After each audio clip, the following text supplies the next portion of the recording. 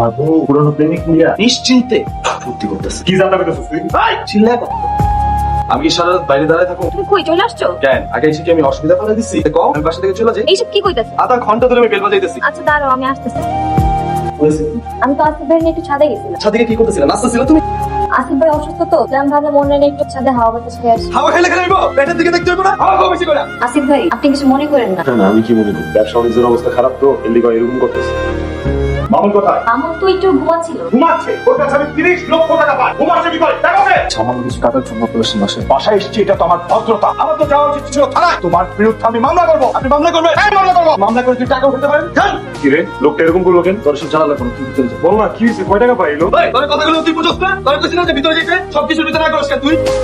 Atik uncle ওর 2 বছর আগে 30 লাখ টাকা ধার দিয়েছিল, এখনো শোধ করতে পারে না। ভাবছিল শোধ করে দিব, কিন্তু ওর অনেক বড় একটা অর্ডার ক্যান্সেল হয়ে গেছে। মিয়া চাচা কো বাড়ি ছিল? হ্যাঁ চিনি তো। আমার একটু বলো না কোথায়? আসসালামু আলাইকুম। ওয়ালাইকুম আসসালাম। কে তুমি বাবা?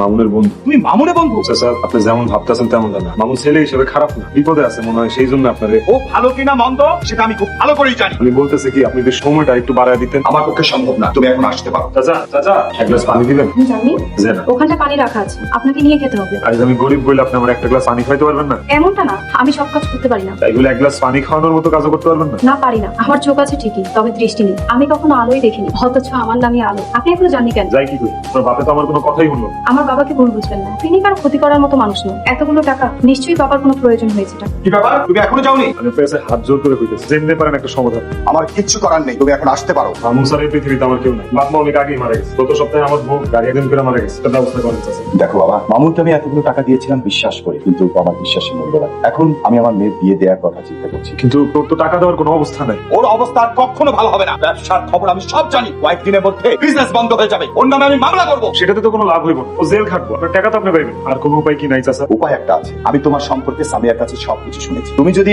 আমার অন্ধ মেয়েকে বিয়ে করতে রাজি হও, তাহলে আমি মামুনের সব টাকা মাফ করবো। এটা কি বলবো? আমার মতো একটা গ্রামের লোকের সাথে আপনি আপনার মেয়ে বিয়ে দিবেন? তাছাড়া আমার তো আগে বউ আছে। আমি মানুষ চিনি, মানুষ চিনতে আমার ভুল হয় না। তুমি ভেবে দেখো। আবার কিছু না, মামুনের জন্য আমি জীবনও দিতে রাজি। 1 মিনিটও ভাবতাম। তবে আমার 2টা অনুরোধ আছে। বিয়ের পরে আমি মেরে নিয়ে গ্রামে চলে যাই। আরেকটা, মামুন জানি এই বিষয় না জানি। হ্যালো ভালো, এদিকে আয়।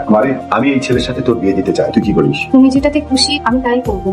তোমার আমি না করছি পাকের ঘোড়াইতে। তোমার কৌশলের জন্য একটু পানি গরম দিছিলাম। 100 দিন না করছি, তুমি চুলার ধারে আইবা। রাগ করো কেন? আলেয়া খালা আজকে আসে নাই। তুমি আমারে ডাক দিতে তো শুনেই আসছিলাম। আলো তুমি কিন্তু আমার কোনো কথা শোনো না, এটা কিন্তু ঠিক না। শুনি তো, তোমার জন্য তো আমি কিছুই করতে পারি না। এই যে তুমি আমার এই নিঃস্ব জীবনটারে ভালোবাসা দিয়ে ভরায় দিতেছো, এটা আমার জন্য কম। তুমি ছাড়া তো আমার কেউ নাই। কি ভাবতেছ? ভাবনার কি আর কোনো শেষ আছে? খালি হাতে খালি পকেটে গ্রামে চলে এলাম। তাও অবশ্য ঠিক কইস, আর তো কোনো উপায় আছে না।